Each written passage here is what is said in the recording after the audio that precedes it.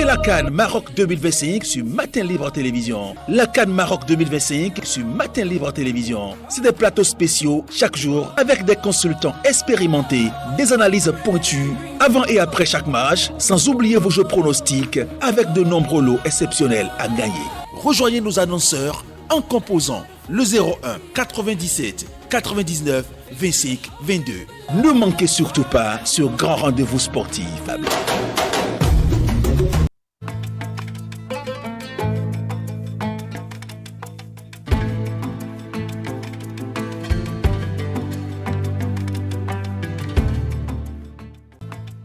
Bismillahirrahmanirrahim wa salatu wa salam ala rasoulillah.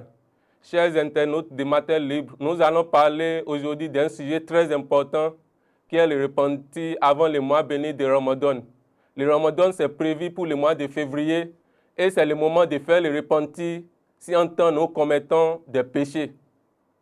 Si nous jeûnons, nous prions la nuit, nous faisons des œuvres pieuses et que nous persistons dans les péchés, nous risquons de perdre toutes les récompenses de nos efforts dans le mois de Ramadan.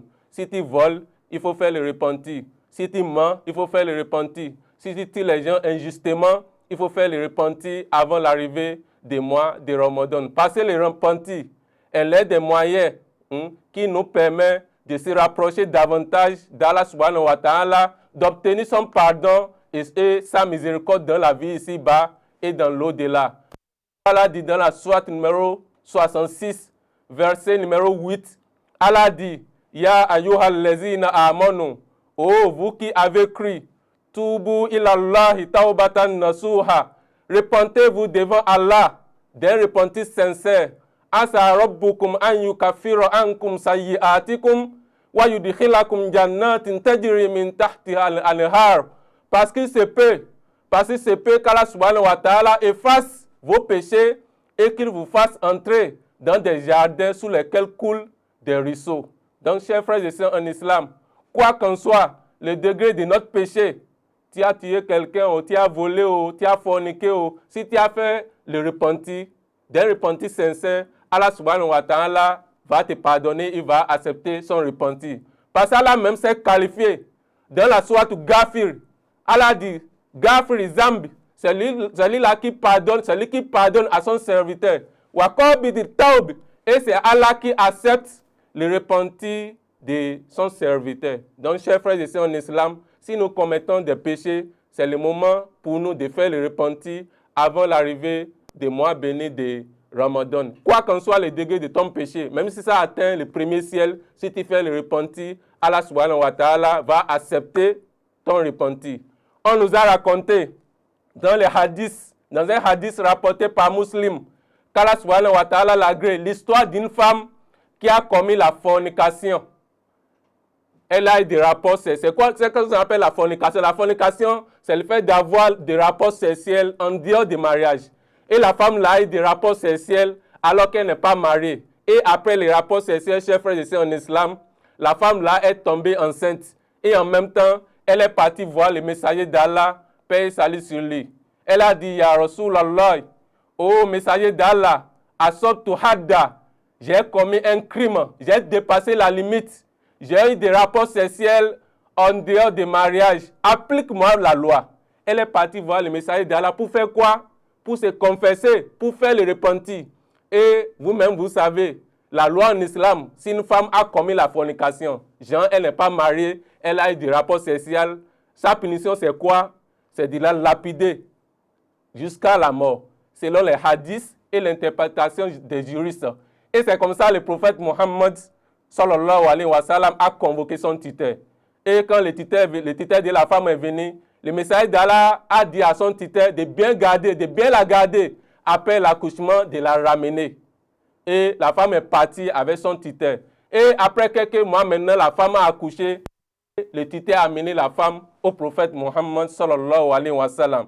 Et c'est comme ça que le prophète Mohammed a ordonné aux gens de la lapider, de l'attacher, de serrer ses vêtements contre elle et de la lapider jusqu'à la mort. Et les gens l'ont lapidé jusqu'à ce que la femme est morte.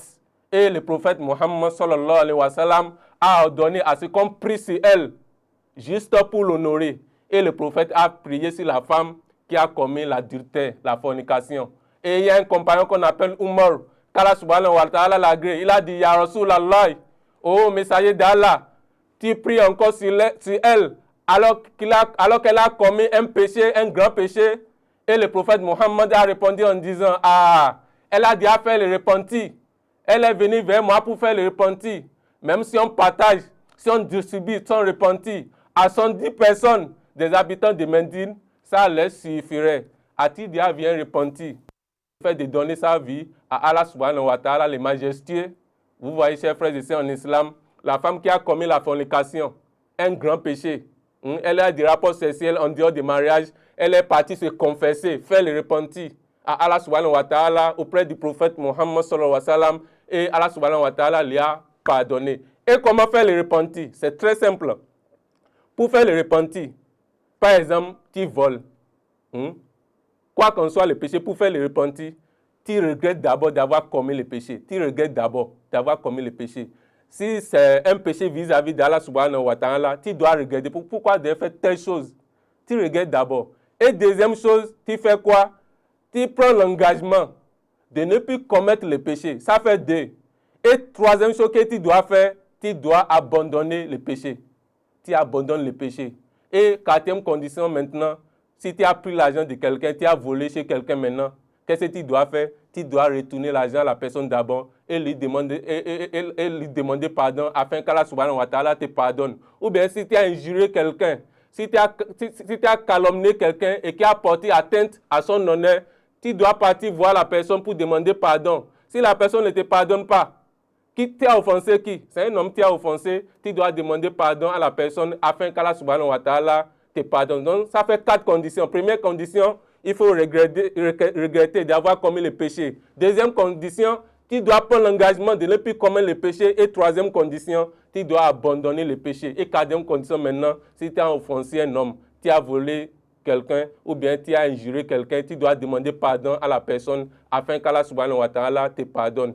Qu'Allah nous guide sur les droits chemins, qu'Allah nous comble de sa grâce et qu'Allah subhanahu wa ta'ala bénisse tous nos téléspectateurs, qu'Allah nous compte parmi les partisans du paradis, les jours de la résurrection, et qu'Allah nous compte parmi ceux-là qui vont gêner le mois de Ramadan.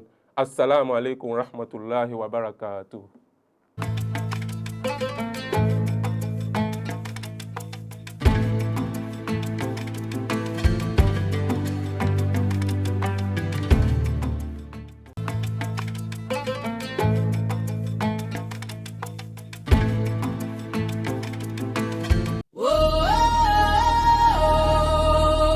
Vivez la CAN Maroc 2025 sur Matin Libre Télévision. La CAN Maroc 2025 sur Matin Libre Télévision. C'est des plateaux spéciaux chaque jour avec des consultants expérimentés, des analyses pointues avant et après chaque match, sans oublier vos jeux pronostics avec de nombreux lots exceptionnels à gagner. Rejoignez nos annonceurs en composant le 01 97 99 25 22.